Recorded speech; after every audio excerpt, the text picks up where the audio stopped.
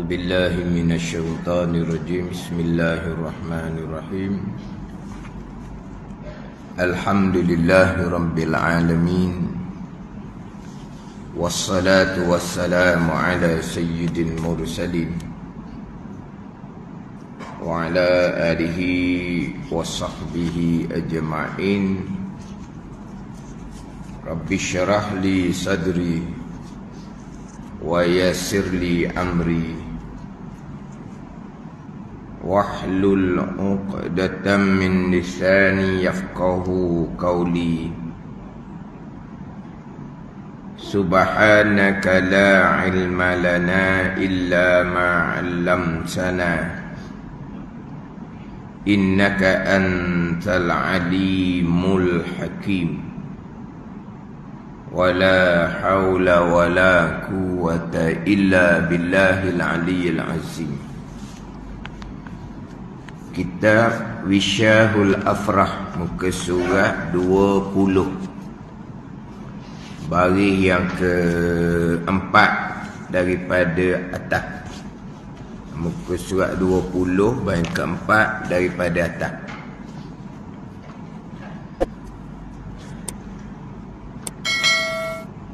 Qala al-muallifu rahimahullahu ta'ala wa nafa'ana bi'ulumihi amin.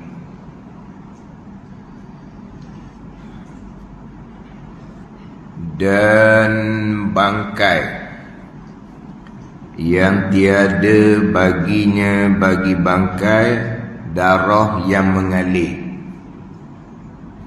Bangkai ni apabila jatuh ia bangkai yang tiada baginya darah mengalir di dalam suatu yang cair.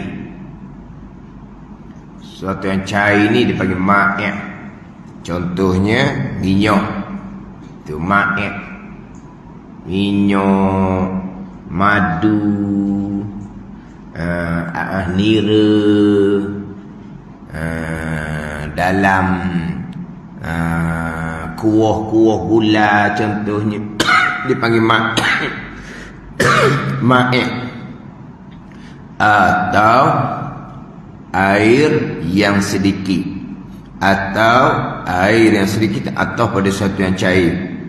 Bila jatuh ia di dalam air yang sedikit iaitu sampai 2 kolok. Dan bangkai ni atau pada kata sedikit daripada darah. Dan bangkai yakni dan tiada dimaafkan daripada ain najis, melainkan bangkai yang tiada baginya bagi bangkai darah yang mengalir. Hak bangkai ni bukan berkait dengan sembahyang. Apabila jatuh ia bangkai yang tiada darah, yang tiada bagi darah mengalir, jatuh di dalam suatu yang cair atau air yang sedikit. Selesai bicara berkaitan dengan ain najis. Selesai bicara berkaitan dengan ain najis, benda-benda yang dihukumkan najis. Kemudian nanti akan pergi kepada kaifiah, cara menyucikan najis. Dia akan pergi kepada kaifiah, cara menyucikan najis. Tetapi sebelum dia berbicara kaifiah menyucikan najis, selesai bicara ain najis. Najis ni yang pertama berkait dengan sembahyang. Yang kedua berkait dengan air. Najis yang pertama berkait dengan sembahyang. Yang kedua berkait dengan air. Berkait dengan air pun berkait dengan sembahyang juga. Sebab kita nak mengangkat hadas, mestilah menggunakan air yang suci lagi menyucikan, bukan air najis. Jadi hak najis berkait dengan air pun kita bicara bab sembahyang lah juga. Tapi yang pertamanya, najis ni berkait dengan di antara syarat sah sembahyang. Di antara syarat sah sembahyang, kita baca dah minggu lepas di Musa 21. Di antara syarat sah sembahyang, suci badan, pakaian, tempat daripada najis yang tiada dimaafkan. Daripada najis yang tiada dimaafkan. Di Musa kita baca minggu lepas, Musa 21 tu. Suci daripada hadas. Hadas kecil ataupun hadas besar. Suci daripada hadas dan daripada najis. Suci daripada najis. Najis mana ni? Najis, suci dan najis pada yang tiada dimaafkan daripadanya. Najis yang tiada dimaafkan. Jadi gitu, ada jugalah najis yang dimaafkan dengan bahawa semayang tak batal. Adalah. Ini yang nak bicara sekarang ni. Apakah najis yang dimaafkan pada semayang? Suci daripada najis yang tidak dimaafkan daripadanya pada kainnya dan badannya dan tempatnya, tempat di semayang. Suci daripada najis yang tiada dimaafkan. Jadi ain najis ni, benda-benda najis ni, ada yang dimaafkan pada sembahyang dengan bahawa kalaulah bawa dalam sembahyang najis yang dimaafkan ni, sembahyang tu sah. Najis tu pastilah najis. Najis pastilah najis. Sekarang kita bicara najis, barang najis. Tapi ada najis yang dimaafkan pada sembahyang. Najis yang dimaafkan pada sembahyang. Kemudian satu laginya, najis ni dia menajiskan ma'i', sesuatu yang cair, dan najis ni juga menajiskan air yang sedikit. Jatuh najis ke dalam minyak, jatuh najis ke dalam madu, ke dalam air nira, jatuh najis ke dalam kuah gula contohnya, jatuh najis ke dalam air teh, air kopi, air Milo contohnya, jatuh najis ke dalam air yang sedikit, maka semua tu akan jadi najis. Melainkan ada juga najis yang jatuh ke dalam minyak contohnya, minyak tu kekal suci. Najis tu jatuh ke dalam air yang tak sampai 2 kolah. Air tak sampai 2 kolah tu kekal suci, boleh pakai lagi air tu. Jadi sekarang bicara dua ni. Yang kita baca minggu lepas tu, hak tu najis yang dimaafkan pada sembahyang. Hak bangkai ni, ni apabila jatuh ia ke dalam suatu yang cair atau air yang sedikit. Sedikit tak sampai 2 kolah lah. 2 kolah kita panggil. Kullatun. Kullatani, 2 kolah. Tapi sebut 2 kolah gitu lah. Bunyi 2 kolah, lek pula kitanya. Bila sebut kata 2 kolah, kita faham 2 biji kolah. Dah. Kolah ni dia kira satu kolah. Sukatan dia banyak mana? Dia ada lah. Banyak tu dia panggil satu kolah. Kan dia ada kan, kita kan sukatan banyak tu 1 tan. Kata ada panggil tan. Tak panggil tan tak air tau. Liter. Kalau banyak pun liter lah. 1000 liter gitulah. Sekarang ni kulah ni dia ada sukatan dia. Tapi kita masyhur kampung itu air sapa ke tak sapa 2 kolah. 2 kolah kan suti je kolah ni 2 nak kena tekek, kena capur. Dah 2 kolah. Air ni siapa ada 2 kolah? 2 kolah macam mana? Kolah sebutir. Kita kata 2 kolah kan. Kolah sebutir. Kalau masjid tu kan besar, memang sampai sukatan 2 kolah. Tapi kalau kata 2 kolah, 2 kolah macam mana? Sebutir je kolahnya, 1 je. Dia satu qullah, dua qullah ni dia kesukatan, bukan butir qullah tu. Tapi tak apalah. Kita sebut dengan dua qullah. Air sedikit tak sampai dua qullah. Air banyak dua qullah lebih. Air banyak ni tak bicaralah. Jatuh najis macam sebut menglepas tu. Berenang anjing dalam qullah, lama mana tak tahulah anjing itu. Putih dah bulu anjing tu, bersih dah bulu anjing tu kan. Kecil berok tak tahu dah dalam lama mana dah anjing tu duduk berenang. Air tu sampai dua qullah. Anjing tu pun keluar. Air tu berubah ke tak? Tak berubah. Air tu kekal mutlak, suci lagi menyucikan. Anjing tu najis mughalazah sekalipun. Air dia kekal, suci lagi menyucikan. Sebab dia dua qullah. Anjing tak ada kencing dalam tu, kencing tak kencing pun selagi tidak berubah. Bila berubah, maka ijma' ulama' air tu najis. Kan tak ni? Air tu najis, buang air, qullah tu jadi najis mughallazah, kena basuh air tanah. Basuh 7 kali, air tanah sekali. Tapi kalaulah kata air tu 2 qullah, walaupun anjing macam mana kencing ke apa ke, air tak berubah, air itu kekal suci lagi menyucikan. Kalau 2 qullah, ada ni. Kalau 2 qullah ni, tapi bukan qullah masjid ni, qullah rumah sendiri. Dia buat qullah besar. Time dia berhadap besar, dia berenang dalam tu. Terangkat ada besar, air itu kekal mutlak suci lagi menyucikan.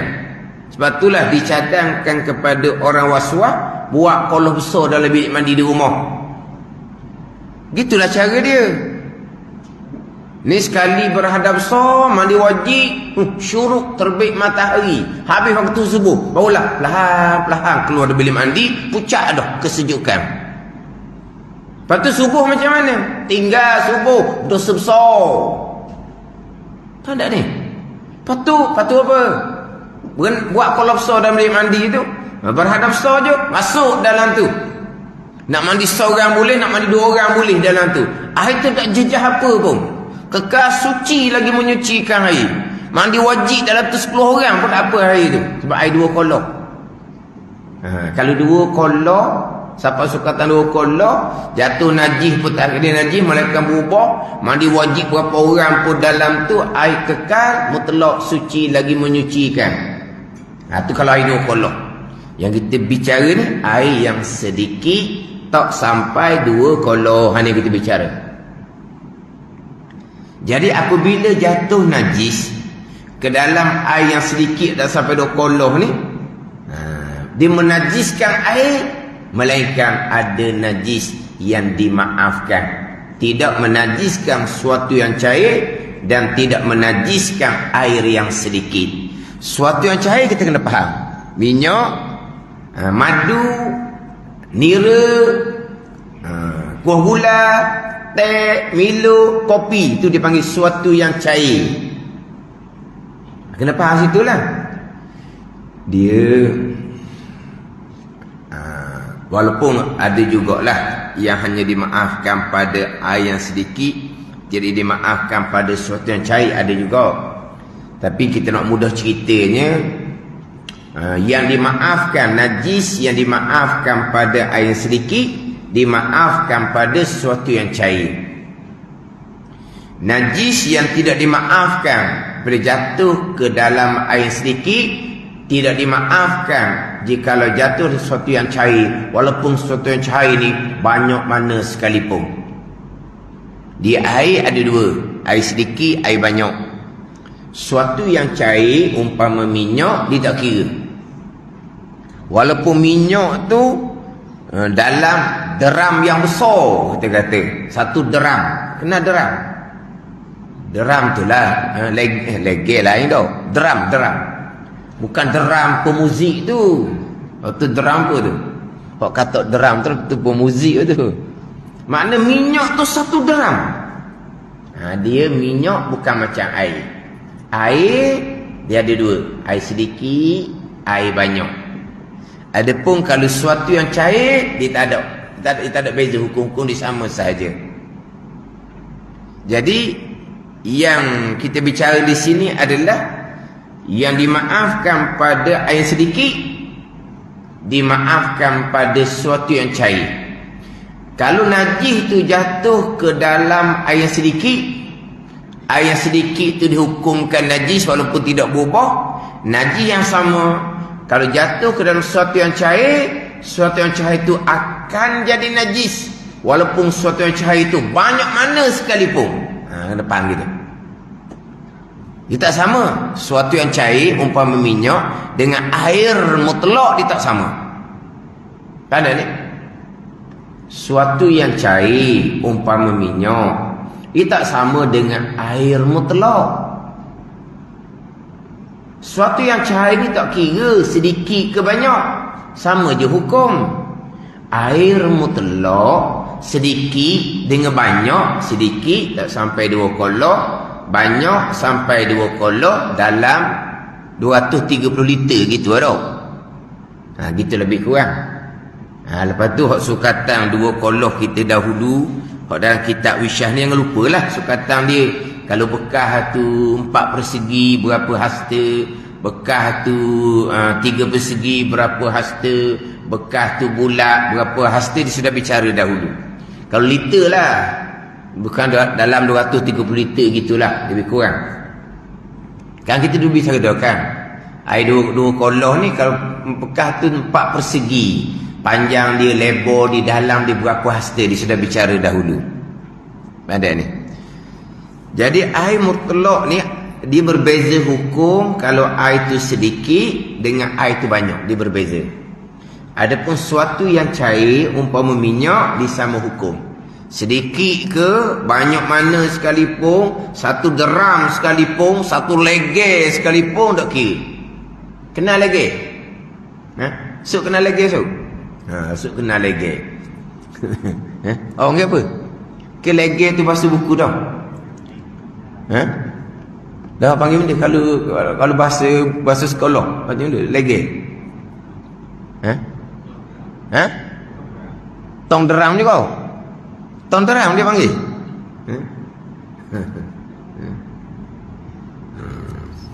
Tak kenal lagi orang gitu juga.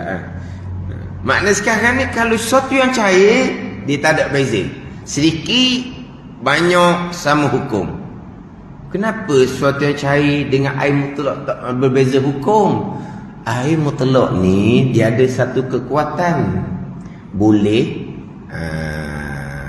mengangkat hadas dan boleh menyucikan najis.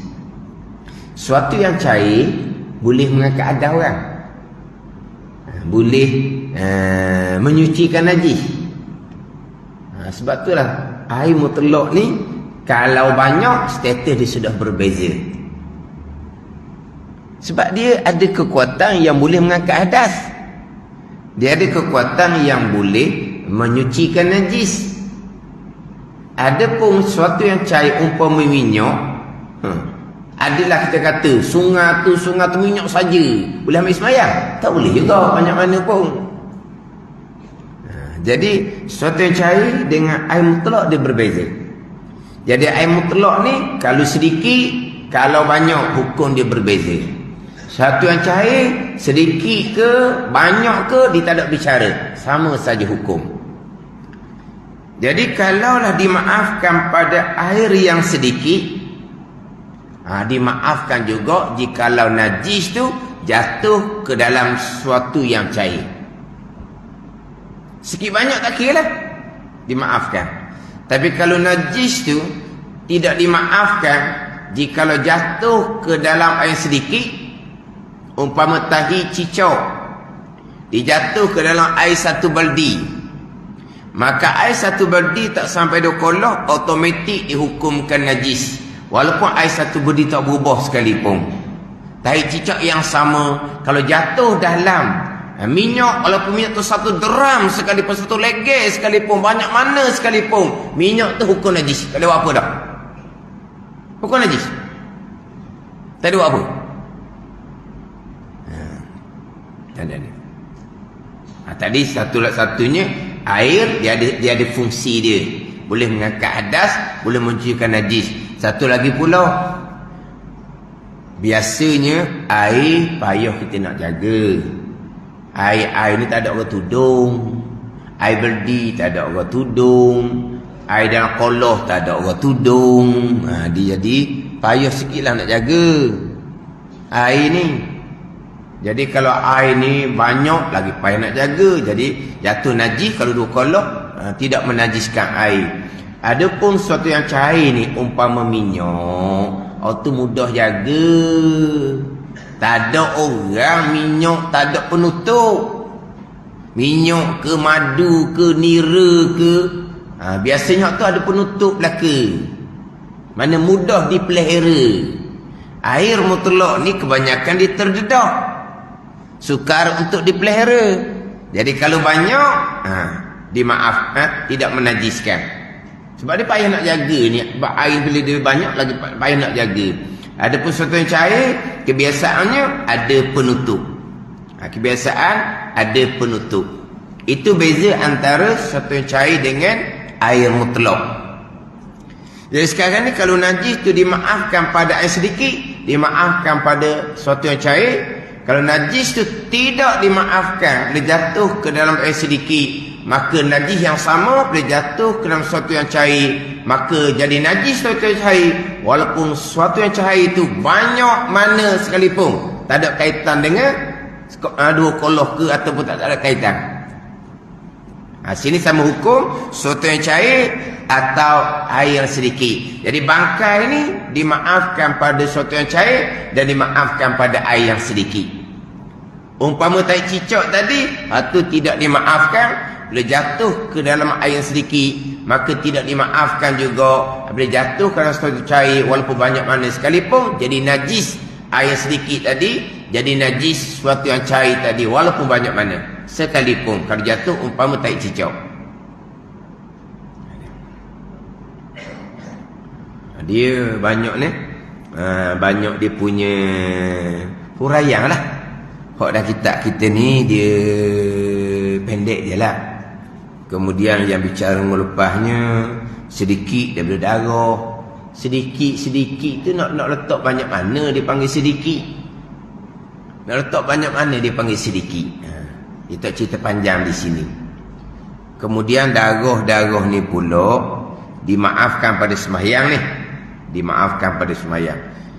Yang mana sebagai sebelum melepasnya, dia najis ni, dia ada 4 bahagian najis. 4 bahagian najis. 1 bahagian najis sama sekali tidak dimaafkan pada sembahyang dan sama sekali tidak dimaafkan pada air yang sedikit. Umpama tahi, air kencing, itu tak maaf sama sekali. Tai cicak ada ketika dalam sembahyang kita batal. Tai cicak jatuh ke dalam air sedikit, samalah dengan sesuatu yang cair, maka jadi najis.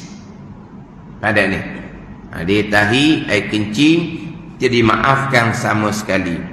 Satunya pula najis yang dimaafkan pada sembahyang bila kena pakaian kita, dan dimaafkan apabila jatuh ke dalam air sedikit. Air sedikit sama hukum dengan sesuatu yang cair. Mana umpama najis yang halus, najis yang tidak nampak pada mata yang biasa, terlampau halus. Umpama najis yang ada pada kaki lalat. Lalat dia duduk atas tahi, memang pasti yakin di kaki lalat ada tahi lah. Sebab lalat tu hinggap atas tahi. Tahi lembu contohnya. Maka bila lalat hinggap atas tahi lembu, di kaki lalat adalah tahi lembu tu, tapi halus. Tiba-tiba dia mari hinggap atas pakaian sembahyang kita, dia hinggap atas tubuh kita, dimaafkan.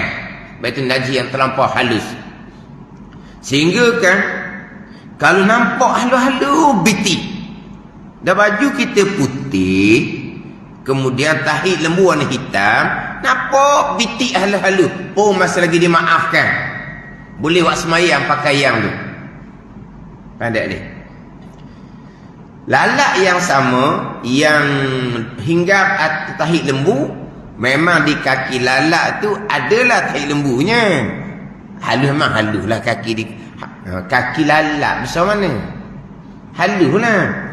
Tiba-tiba lalat yang hinggap atas tahi lembu tu, dia terbang-terbang, dihinggap ke dalam air satu baldi. Dihinggap atas air satu baldi. Air itu tidak jadi najis. Ada ni. Dihinggap air atas tu betul, tidak, air itu tidak akan menjadi najis. Lalat yang sama, dia jatuh ke dalam minyak. Lalat yang sama jatuh ke dalam kuali. Ada nenek, ada ni jatuh dalam kuali tu. Kuali tu orang masak ke apa? Kawah gula. Kalau kuali goreng ke tak? Tumi ada kalau kuali tu. Maknanya situ ada tumi sekuali tu. Lalat tadi kita nampak dia duduk main atas tahi ayam, contoh di tepi dapur tanah tu ada tahi ayam. Jadi lalat tu kita nampak dia duduk main atas tahi ayam tu. Tiba-tiba dia terbang, dia jatuh ke dalam tumih kita tu. Buang lalat tu, tumih tu takkan jadi najis, dimaafkan. Lepas tu kalau nak makan, tak mau makan tu, tak mau makan, buat senyap sudahlah, luar lain makan. Suka pula dah. Dah benda boleh makan. Buang membazir, benda boleh makan. Dah kita seorang je tengok kan. Dah kita tahu dah. Ni memang di kaki lalat tu ada najis. Sebab dia hinggap atas tahi ayam. Tapi najis tu halus. Jadi dia pun jatuh dalam tumis tadi ke gula tak kira lah. Dimaafkan. Tapi lalat tu buanglah. Kalau nak makan tadilah. Senyap lah. Takkan nak buang gitu. Bazir pula jadinya. Itu dipanggil najis yang halus. Nisbah dengan semayang. Maaf. Nisbah dengan air sedikit. Sama dengan ma'il lah. Satu yang cair. Maaf. Ni. Yang kita bicara mula-mula tu darah sedikit. Hanya dimaafkan pada semayang. Tidak dimaafkan pada air yang sedikit. Darah yang sedikit. Jari kita luka kena pisah. Darah bertitik ke dalam kuah gula. Ada apa dah lah. Najis dah lah. Ada ni. Darah yang jari kita berdarah. Titik atas baju kita. Najis memang najis lah. Siapa time semayang, cepat-cepat Allah. Siapa ke darah di baju, hot titik kena luka di jari tu, tak basuh, dimaafkan pada semayang. Tapi kalau jari yang berdarah tu, titik darah tu ke dalam kuah gula, ke dalam air satu baldi, tidak dimaafkan sama sekali. Kuah gula najis, air satu baldi najis. Tapi darah tadi, kalau kena pakai semayang, dimaafkan, semayang sah. Ni kita bicara sekarang bangkai. Bangkai, kita contoh bangkai nyamuk. Bangkai nyamuk, bangkai semut. Nisbah dengan semayang tidak dimaafkan. Kita katok nyamuk, maka di pakaian kita tu lekatlah darah nyamuk, najis. Tapi darah sedikit, maaf pada semayang betul. Tiba-tiba tengok-tengok bangkai nyamuk tu masuk dalam poket baju kita. Bangkai nyamuk tu duduk di lipatan pakaian kita. Semayang kita batal dah, betul lah. Betul, buang bangkai nyamuk, takbir semula. Darah nyamuk, darah tu dimaafkan pada semayang. Bangkai, bangkai tak maaf pada semayang. Walaupun bangkai binatang halus. Tapi kalau bangkai semut, bangkai nyamuk, bangkai semut, dia jatuh ke dalam sesuatu yang cair, jatuh ke dalam air sedikit, dimaafkan. Sesuatu yang cair kekal suci, air sedikit kekal suci. Satu najis tidak dimaafkan pada sembahyang dan air yang sedikit. Air sedikit itu termasuk sesuatu yang cair lah. Tahi dengan darah, dengan air kencing. Dimaafkan pada semayang, dimaafkan pada air sedikit. Najis yang halus umpama yang ada di kaki lalat. Dimaafkan pada semayang, tidak dimaafkan pada sedikit umpama darah. Tidak dimaafkan pada semayang dibatal, tapi dimaafkan pada air sedikit. Ini umpama kita bisa bangkai yang tiada bagi darah mengalir. Jadi dia ada 4 bahagian. Mula lepas pula saya pergi pula kepada tidak dimaafkan pada semayang najis, tapi dimaafkan pada makan. Itu cerita bab darah yang ada dalam daging, darah yang ada dalam ayam, dalam ikan, yang akan keluar selepas kita memasak dia tu. Gula ke, singgang ke, sup ke, darah dia daging tu akan keluar. Darah tu menajiskan kuah sup, kuah gula, kuah sup, kuah singgang. Tapi dimaafkan pada makan. Kalau tak maaf pada makan, tak makanlah kitanya. Kena makan sayur sajalah. Dimaafkan pada makan, tapi kuah gula yang dihukumkan najis kerana bercampur dengan darah, kena pakai yang semayang. Wajib kena basuh dulu baru boleh pakai semayang dalam sembahyang. Kalau kuah gula tu tumpah atas lantai, kena basuh molek sebab ia najis. Jangan pakai lap gitu. Mana ni? Ini cerita dalam mazhab Syafi'i kita lah, tersebut dah mengulpah. Dia memang ulama ada berbeza pandangan berkaitan dengan darah yang ada dalam daging yang akan keluar ketika memasak. Adakah darah tu kekal hukum najis ataupun darah tu dihukumkan suci? Ulama berbeza pandangan lah di situ. Tapi pada muktamad mazhab Syafi'i, darah najis lah. Lepas tu keluar ketika gula tu, darah bercampur dengan kuah gula tu najis lah bercampur dengan darah. Lepas tu macam mana makan? Makan dimaafkan. Makan dimaafkan sebab kita tak ada nak macam mana lagi dah. Takkan kita daging ke, ayam, ikan ke, takkan kita nak proses buat halus-halus. Grinder apa? Blender apa tu?